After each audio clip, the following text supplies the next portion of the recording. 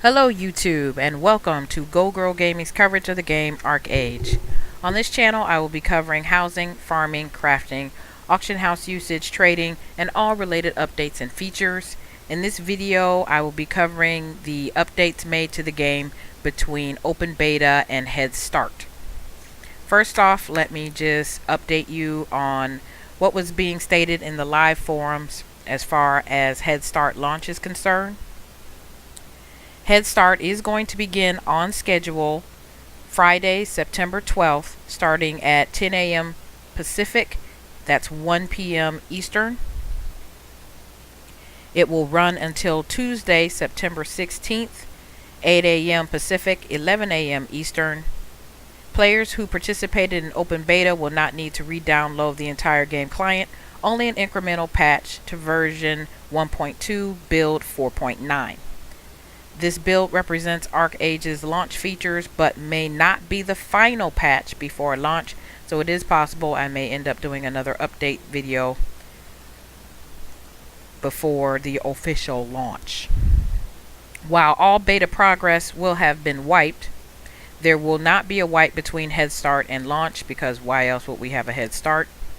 All characters and their progress will be retained. It's important to note that the Head Start is an exclusive event for Arche founders, so if you still don't have a founders pack, you can go get one. Archeum Gold or Silver will count. All three have different price points and therefore different bonus perks. The Head Start servers will remain the same from open beta and from what I experienced, at least CBE 4. So for North America, that's Aranzab, Nyama, Kyrios, Olo, Taiyang, and Salfira. And for Europe, that is Shadagon, Caprosa, Iana, and Dahuta. They represent the launch server list as well, though they may add more depending on traffic. The auction house clusters will be, for North America, Cluster 1, Aranzab, Nyama, and Kyrios. Cluster 2, Olo, Taiyang, and Salfira. For Europe, it will be Shadagon and Caprosa, and for Cluster 3, and for Cluster 4, Iana and Dahuta. Item listings for any server in a cluster will be accessible by all in that cluster. So unlike some people thought, where it was just going to be pretty much one gigantic auction house server for North America and then maybe a second one for Europe. Nope, they actually divided it up. And I would imagine if they add more servers, they'll divide it up even more. So that is it for the Head Start stuff. Now let's get on to the Arche version 1.2 build 4.9 patch notes that are related to the areas I cover. So first of all, the drop rate of Sunlight Archeum, Moonlight Archeum, and Starlight Archeum from loot bags, also known as coin purses in the game, has been greatly increased. So this is a sigh of relief and a yah-yah yippee yippee for crafters of all kinds, but particularly for weapons crafters, because when build 1.2 was implemented, the drop for Sunlight Archeum became very rare. And also the Moonlight and Starlight, I believe, went down, but it was the Sunlight that was really the big deal. So that has been greatly increased, and we hopefully will be able to see that once we get in game a few hours from now. The chance of equipment from loot bags has also increased from monsters. I will admit that was kind of light. It was surprisingly light to me. I think in all of Alpha I may have gotten maybe one loot drop per character from an enemy, which was kind of weird, especially if you play other MMOs.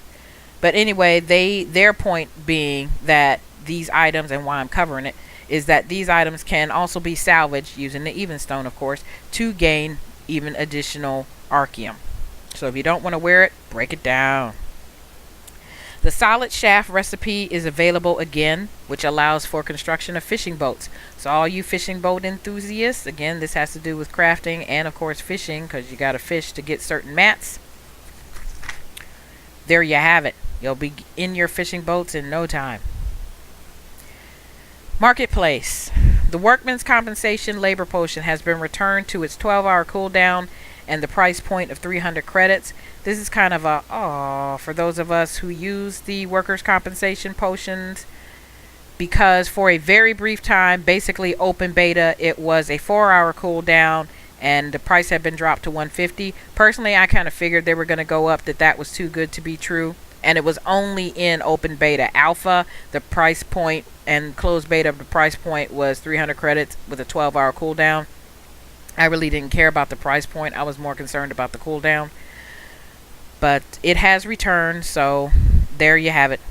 And we will deal. At least it's still there.